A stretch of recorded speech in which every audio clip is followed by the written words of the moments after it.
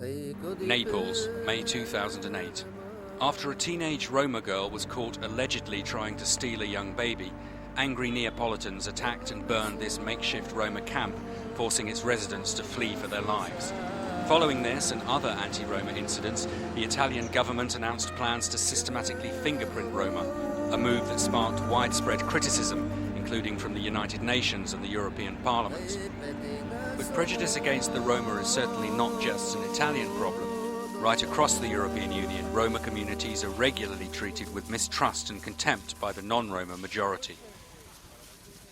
The research shows that something around 70–80% of the average European population is completely anti-Roma. So this gap that you are talking about is huge. I mean, the policy talk and the reality of how much Europe cannot accept Roma is so big. It's such a drastic situation, not only mentally and human rights-wise and economically, as I mentioned, but also culturally. It's a huge loss for Europe. And anti-Roma feeling is nothing new. In the Second World War, it's estimated that up to 500,000 Roma prisoners, like these people at the Belzec extermination camp in Poland, perished at the hands of the Nazis.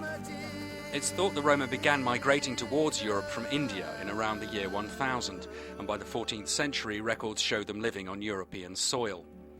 Today, there are an estimated 10 to 12 million Roma living in the European Union, roughly the same population as a medium-sized EU member state like Belgium or Greece. But despite the fact that the Roma have been European citizens for over 7 centuries, most of us still know very little about them. And what we think we do know is more often than not based on ignorance, prejudice and stereotypes. This has led to a situation where millions of Roma in the EU today face extreme levels of social deprivation. Unemployment in many Roma communities is rife, basic education is often lacking, and when it comes to healthcare, life expectancy is well below the EU average. Here in the Hungarian village of Csani, an hour's drive east of the capital Budapest, Roma inhabitants live in desperate conditions. The government wants to act as if settlements don't exist, but they do. Here, for example, when it rains, the roads are impassable. There are lots of old people here. There are children who get ill, who need a doctor. If a child is born here, the ambulance can't come. People have to walk at least half a kilometre to get out of the mud. Vagy akár meg vannak fázva, és orvos kell, vagy mentő kell, nem tudnak bejönni. Tehát 500 métereket kell gyalogolni, hogy ki tudjanak menni innét a sártelepről ezek az emberek. In southern Spain, meanwhile, young Romanian Roma Viorel, who works as a car park attendant and asked us not to mention his family name, is forced to live in this camp on a patch of waste ground. I'd like a good job.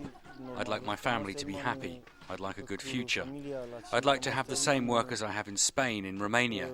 Then I could come back to Spain on holiday. Yes, I'd like to have work in Romania so I could come on holiday to Spain.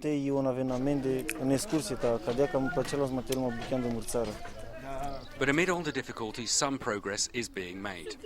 Here in the Spanish city of Seville, Johnny Borges Silva, a young Spanish Roma, found a full-time job in this local butcher's shop, thanks to help from an EU-funded project called Acceder. I went to find out about the training because my uncle went to Acceder once.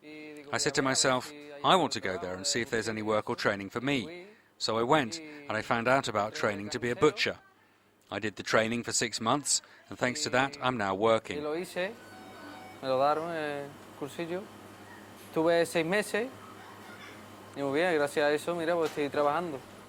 And more Roma people are creating their own businesses. In the Bulgarian village of Vazovo, Ivanka Yordanova set up a successful firm that makes embroidered fabrics, thanks to a local microcredit scheme specifically tailored to Roma needs. They helped me a great deal. I would have never been able to start my business without them. The funding helped me hire my employees and buy equipment. It really was a great support for me.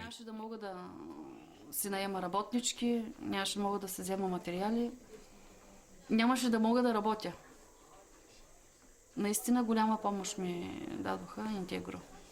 Visa Elekov, himself a Roma, helps run the scheme that provided the firm's start-up funds. The philosophy was to create a small model of people who have their own incomes, and after that idea was this model to be copied among other members of the Roma community. And when it comes to improving Roma people's access to education, a vital step in ending Roma exclusion, things are also improving, albeit slowly. This student organisation in Bulgaria is helping more young Roma go to university. We collect the best students from the country and we support them with private lessons. Actually, we are giving them like scholarship, but not like really giving them the money on hand.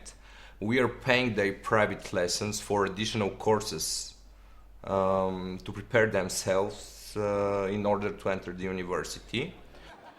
Thanks to help from the scheme, Roma student Iriana Borisova and her brother Nasko are now studying at Sofia University. Ромската студентска организация предоставя информация относно. The organisation gave us information about university studies.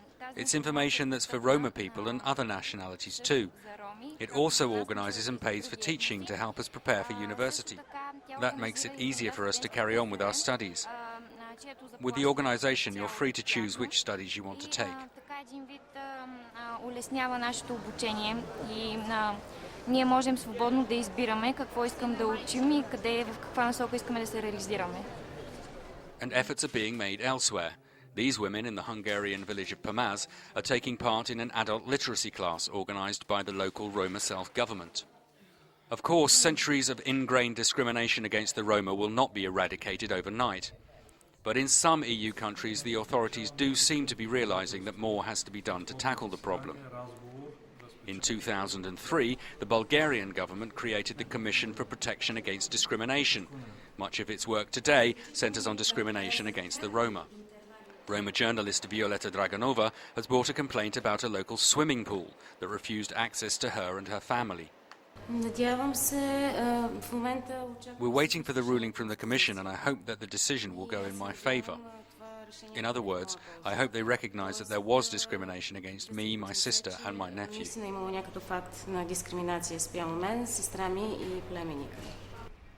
One of the biggest problems many Roma face is a lack of visible role models, members of their community who have managed to find successful and fulfilling jobs. This Budapest radio station, whose team of journalists and technicians is almost entirely Roma, is doing its part to tackle that problem. One of the reasons there seem to be so few Roma role models is that the Roma's contribution to European culture is often not recognised. Roma culture has influenced very much the European nations. The cultures of the European nations. Unfortunately, the majority has the luxury to pick and choose these elements from the Roma culture, which can make popular this nation or this country, or from which they can really benefit. People like Roma music, they like Roma dancing, but if you ask them would they like to live together with Roma? Would they accept to live next to Roma? They do not accept. Gabi Jimenez is a French Roma artist and committed Roma rights activist. There, expulsions in Roma camps in France. Those are Roma in Bezencourt, a little village not far from here, where the police expelled all the Roma from Eastern Europe, even though they're European citizens.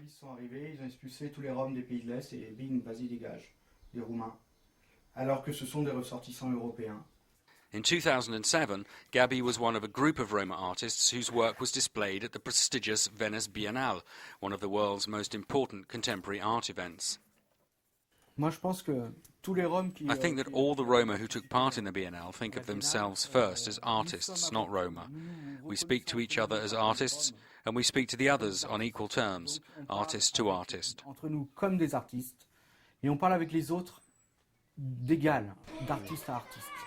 If life is to improve for the next generation of Europe's Roma, things must change. The situation's not hopeless. Back in Hungary, for example, the experience of this primary school in the village of Csabanka shows how non-Roma and Roma children can play and learn together happily.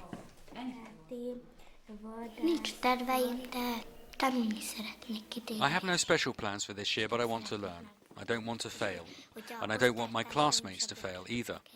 I'd like to have a family. I want to help my mother when she gets old, and I would like to open a cake shop. And it would be good to have a horse too. Fogok nyitni, hogyha úgy lesz, akkor egy cukrásztát, meg hogyha úgy lesz, akkor egy lovardát. But such success stories remain the exception, not the rule. We still have a very long way to go before we can truly say things are improving for Europe's Roma. But with will and determination from both the Roma and non-Roma communities, change is possible.